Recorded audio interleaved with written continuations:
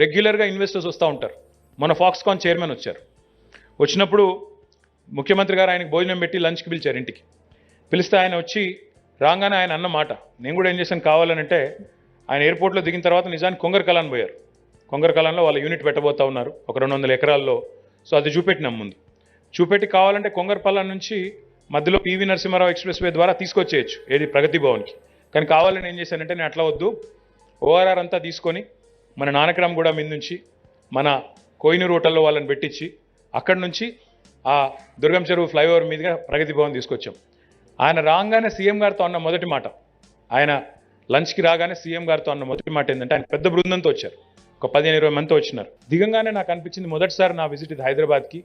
I was asking my colleagues and my colleagues were asking me, is this India, ఇది భారతదేశమేనా అని నాకు doubt వచ్చింది అనే మాట ఆయన స్వయంగా చెప్తా ఉన్నాడు.